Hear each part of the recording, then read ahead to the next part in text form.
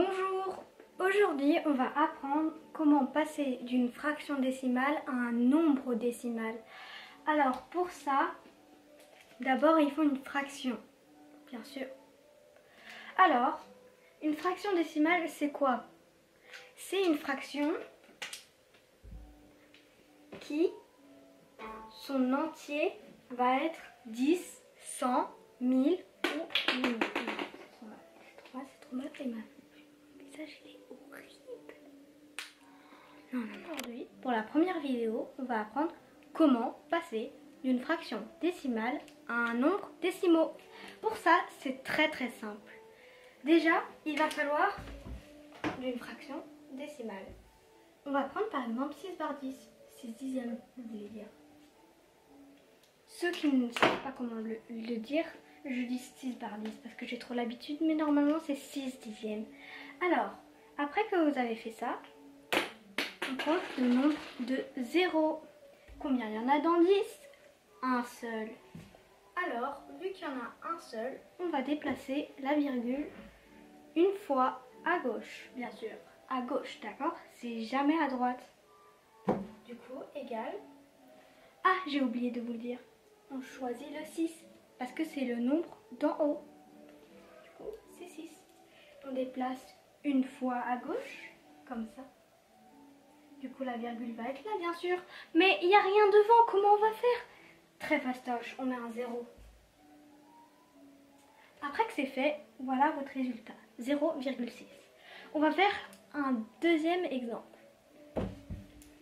Alors, on va prendre par exemple 16 centièmes égale, comme avant on prend le 16 et combien y a-t-il de 0? 2. Alors on déplace deux fois, 1, 2. On met encore un 0 parce qu'il n'y a rien devant.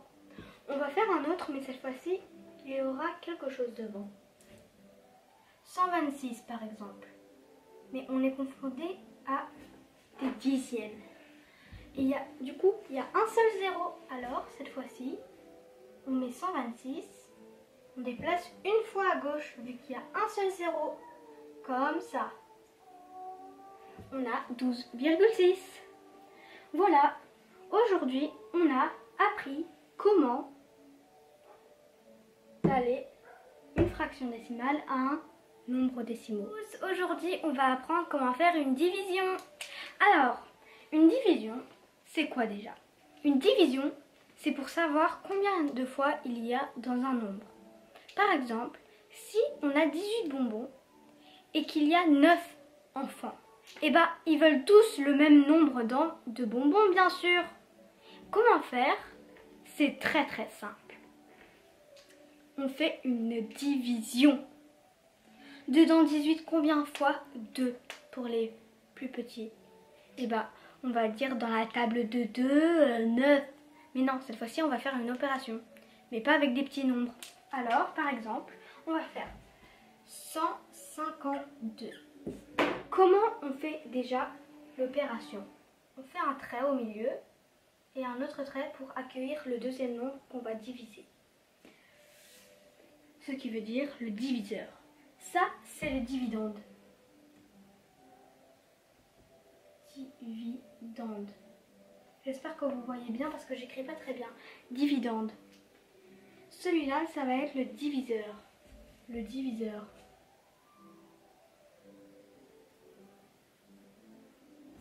Le diviseur, comme je l'ai dit. Du coup, qu'est-ce qu'on va choisir comme nombre? Je sais pas moi, on va prendre par exemple 6. Ici, ça va être le quotient. Peut-être qu'il y aura un reste. Mais le reste, on ne sait pas. Peut-être que ça sera des bonbons et on le donnera à une autre personne. Enfin bref. Là, on a notre dividende et notre diviseur. Comment faire? Il y a deux méthodes. La plus, la plus simple, on va dire, c'est pour ceux qui sont paresseux, quoi. Et la deuxième, c'est pour ceux qui ont besoin d'explications. Alors, on va faire d'abord la première, ceux qui sont paresseux. Alors, on va prendre d'abord 1, le premier chiffre. Est-ce que c'est possible dedans 6? Je crois pas que c'est possible. Dans la table de 6, non. Sauf 6 fois 0, mais ça n'existe pas. Un nombre qui commence par un 0. Alors, on va prendre 15. 15 dedans 6, le plus près, hein, pas exactement, car ça n'existe pas, bien sûr. Je sais pas, moi, 6 fois 2. Oui, bien sûr, égale 12. Est-ce que 6 fois 3? 6 fois 3 égale 18. Ça dépasse, on peut pas. Alors, on va prendre 6 fois 2. On met le 2 ici.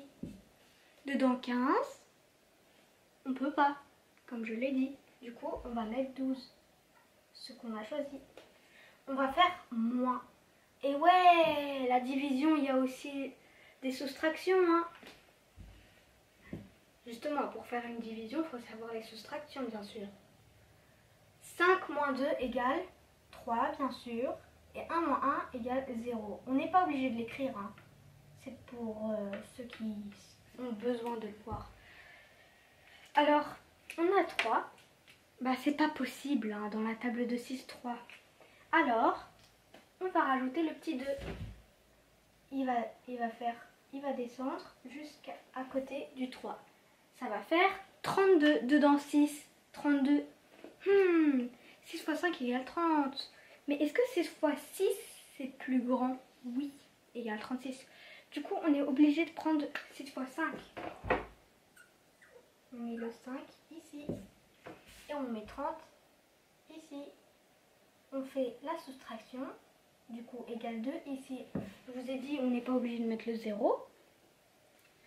Après, ah mince, il n'y a plus de nombre. Et en plus, c'est pas possible dans la table de 6.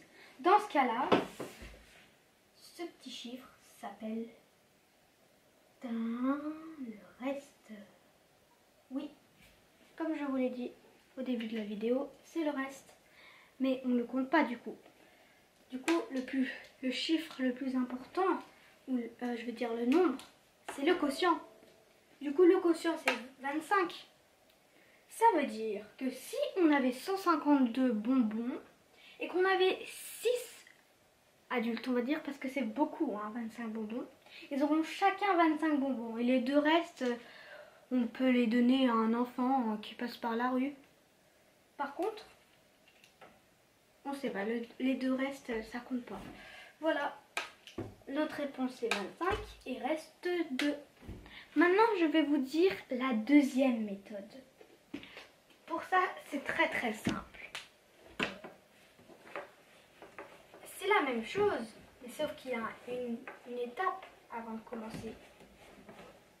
Il y a une autre étape. Savoir le quotient.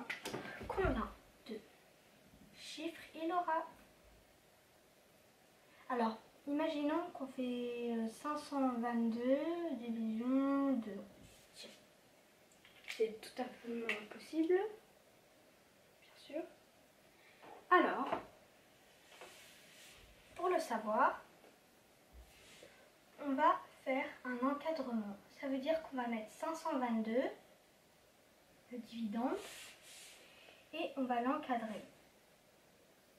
Comme ça. Aussi, pour faire la division comme ça, il faut savoir comment faire les petites flèches là. Ça s'appelle les crocodiles. Enfin, pour les petits, on les appelle comme ça. Alors, et on va utiliser le 2. Mais on va utiliser que des 10, des 100 et des 1000. Pourquoi? C'est juste comme ça. 2 fois 10, c'est possible, mais on peut le faire un peu plus grand. Hein. 2 fois 100. 2 fois 100, bien sûr, parce que c'est le plus grand possible. On peut pas faire 2 fois 1000, ça marche pas. Du coup, ici, on va mettre 2 fois 1000. Après qu'on a fait ça, on va le reporter. Vu que c'est le quotient qu'on veut savoir, on va mettre un Q et on va reporter. 2 fois 100 égale 200 et 2 fois 1000 égale 2000. Mais tout le monde le sait ça, bien sûr.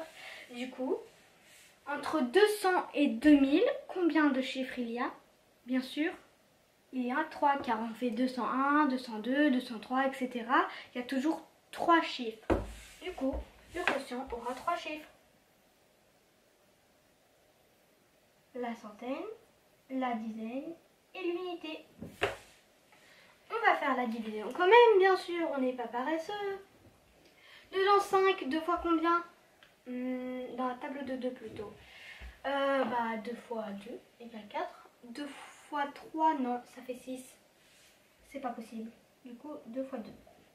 Moins 4, du coup, vu que 2 fois 2 égale 4, égale 1. Après, dans la table de 2, est-ce qu'on peut faire 2 fois 1 égale 2, bien sûr. Mais par contre, le 1, il n'existe pas dans la table de 2. Du coup, on va appeler le 2 qui est en haut. Maintenant, ça fait 12. Ah, mais bien sûr, dedans 2, on fait 2 fois, je sais pas moi, 6? Oui. Car si on fait 2 fois 6 égale 12, parfaitement. Alors, il y a un 0, mais on n'est pas obligé de le mettre, bien sûr. Et on descend le 2, car il n'y a rien. Et bien sûr, 2 fois 1 égale 2. Alors, on met un 1. Moins 2 égale 0. Ah, il n'y a pas de reste cette fois-ci. 261. Le quotient, c'est 261. Celle-là était très facile. Mais on a utilisé notre petite méthode. Avons-nous raison? Oui, car les 3 petits traits sont complétés. Cette vidéo est finie. Au revoir et j'espère que vous allez tous bien.